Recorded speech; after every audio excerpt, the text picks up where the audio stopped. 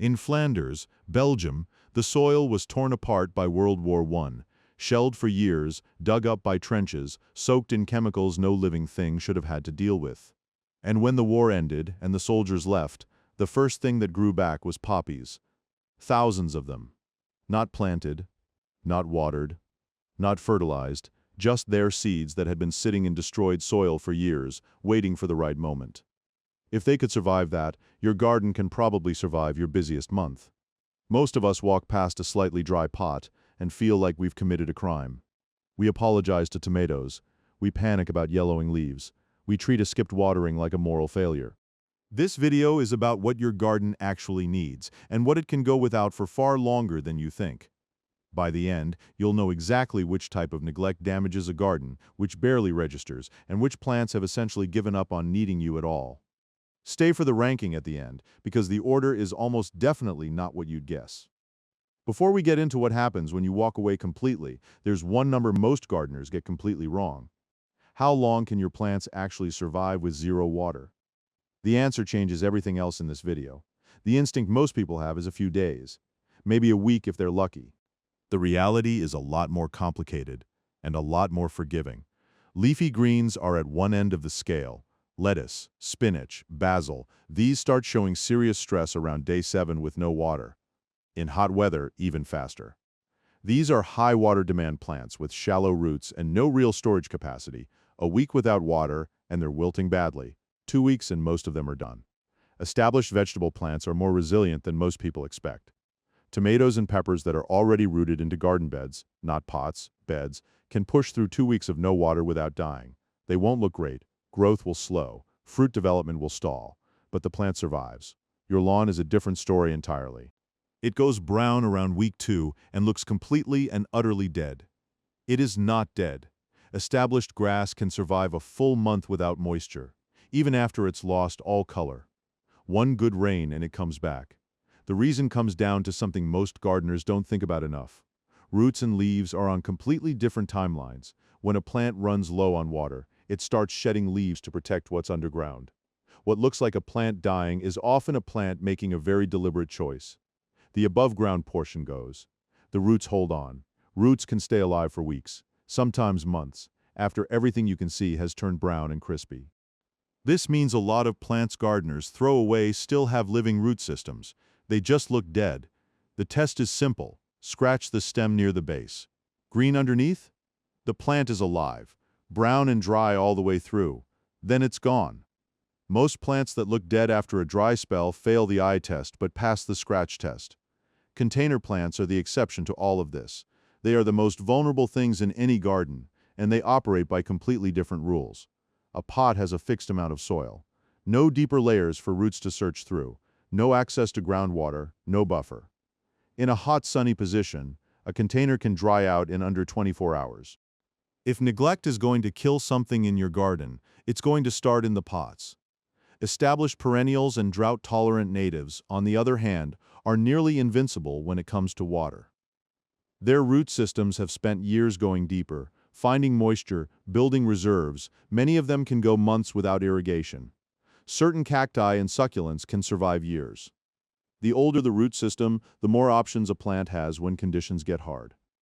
What this tells us about neglect is simple. The plants that die first are the ones that were always most dependent on you. The plants that survive were building independence from the day they went in the ground. If this is already more than you expected to learn about plants and water, hit like and subscribe. There's a lot more in this video that will change how you think about your garden. Here's where almost every piece of gardening advice gets it wrong. The story on weeds and yield is far more nuanced than pull everything or your harvest dies.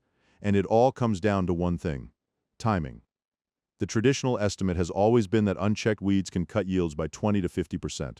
That number is cited everywhere. It's also missing a crucial detail.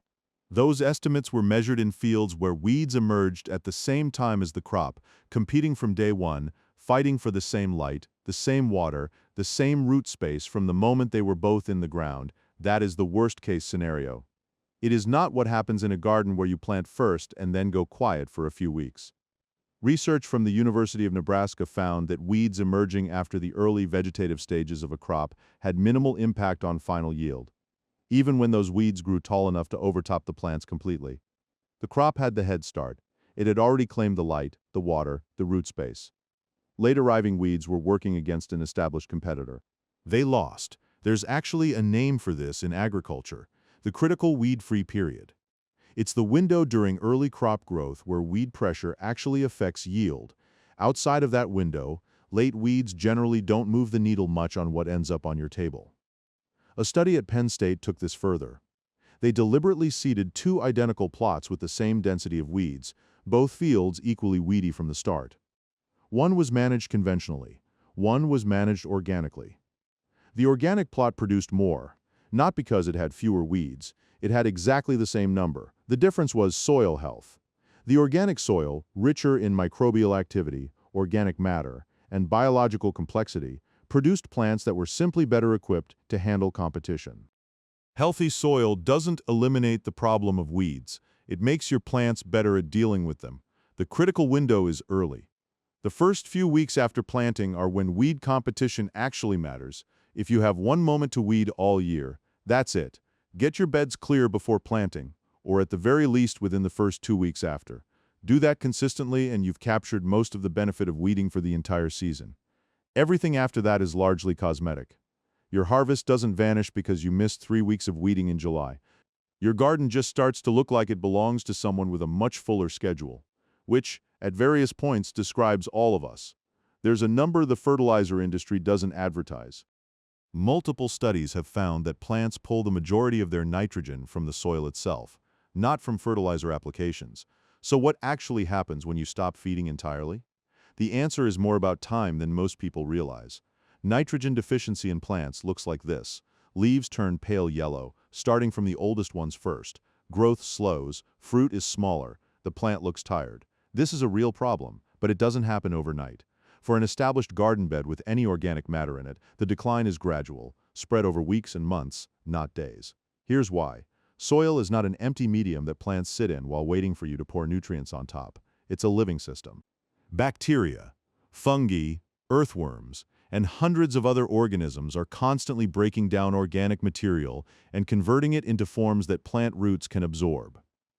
This process happens continuously, whether you add fertilizer or not.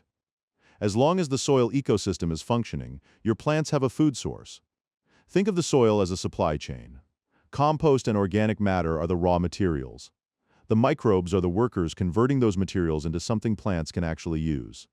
Stop the supply chain entirely and you get shortages. But if the warehouse still has stock, if there's organic matter from previous seasons still decomposing, the plants keep getting fed, just at a declining rate. The real risk isn't stopping fertilizer, it's stopping compost. When you stop returning organic matter to the soil through compost, mulch, leaf litter, or even leaving plant material in place at the end of the season, the microbial ecosystem starts to run out of fuel.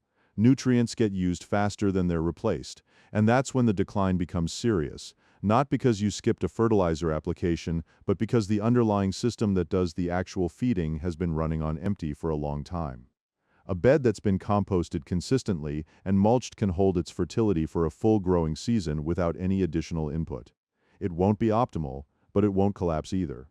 There's something else worth knowing about fertilizer. Too much nitrogen doesn't just not help, it actively causes problems. Plants fed with excess nitrogen grow fast and lush and green. They also grow structurally weak, stems that can't support their own weight. Soft tissue that attracts pests. Roots that stop developing because they don't need to search for anything. More fertilizer is not always more garden. Sometimes the most productive thing you can do is simply stop adding anything. Let the soil do what it's been doing for millions of years and get out of the way. All of that was measured neglect, one variable at a time. But what actually happens when you walk away from a garden completely? No watering, no weeding, no feeding, for months on end? There's documented evidence on this, including one real-world experiment that ran for 18 months of total abandonment. And what came back is not what most people would predict. Here's what 18 months of zero input actually looked like. Chilies came through almost untouched. Eggplant survived. All the capsicum varieties that had been growing there, fine. Perennial spinaches, Japanese and Brazilian varieties, they made it. Kale pulled through.